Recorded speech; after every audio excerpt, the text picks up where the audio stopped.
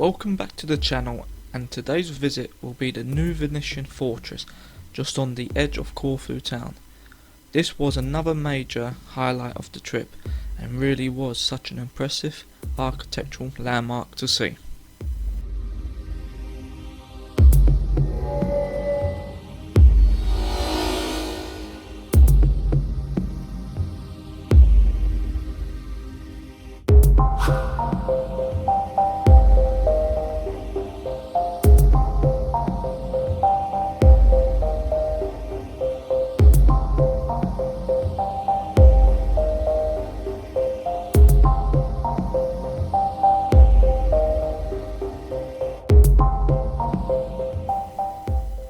The original architect fort was built and designed by a military engineer, Ferranti Vitelli, with the current buildings left was by the British of the rule of the island at the time in 1815 to 63.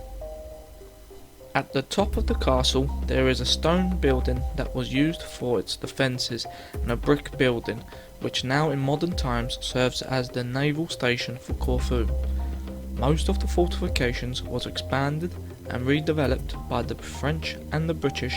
Any further attacks come along, especially when being close to a Turkish attack possibility.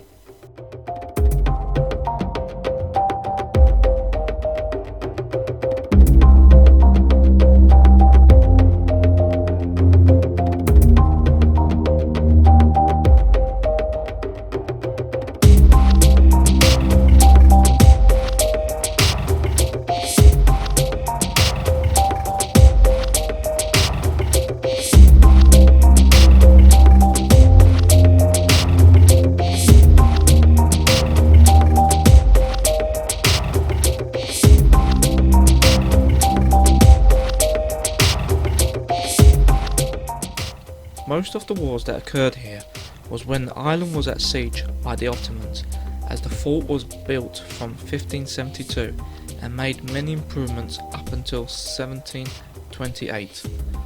The Venetians had to improve all of its defences after a barrage of attacks from the first siege. To achieve their goals, the Venetians razed 2,000 homes in the suburb of San Rocco and built new fortifications and walls in their place at great expense. After the fortification works were completed, the Venetians built the new fortress at the hill of Saint Mark to further strengthen the defences of the outer city of Corfu and to act as the focal point of the new fortifications. Accounts show that the time is varied depending on when and where it all began. Some stated 1576 to 77 to 1588, or perhaps around 1752 to 1645, or perhaps around 1752 to 1645, but it sure made an important vital fort for the city. The fortress compound is divided into two levels. In the lower level there is a three-storey building called Punta Perpetua, a bastion of the pentagon shape. Inside the bastion there is a maze of arched chambers, galleries, ventilation shafts, stairs and ramps. The fortress has two barricade-styled gates. Its western side features a dry moat which spans the length of the walls, running from the vegetable market to the new harbour. The moat is a good example.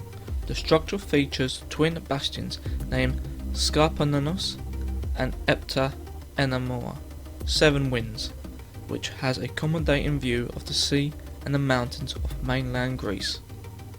Below the bastion there is a building which was built by the British and functioned as a military barracks. Nowadays it houses art exhibits and collections as well as space for social events. The bastion is at a height of 55 meters above sea level and features structures such as underground systems, powder magazines, artillery positions and underground halls, which most of them was either closed off or inaccessible.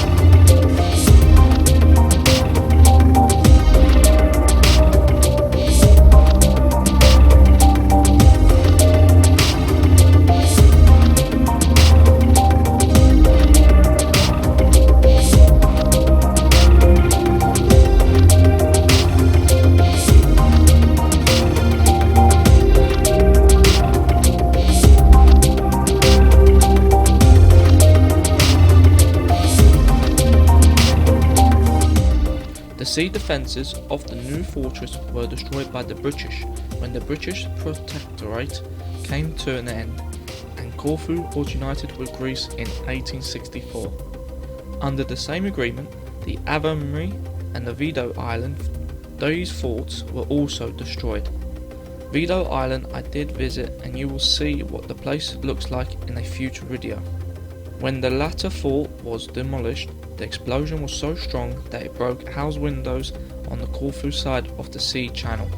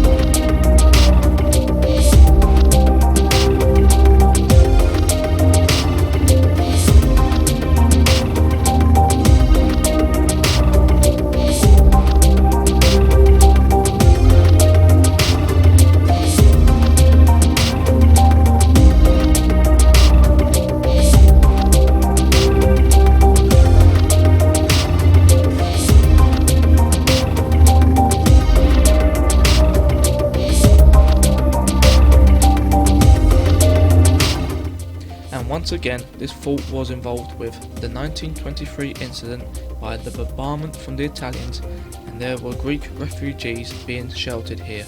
However, no casualties did occur.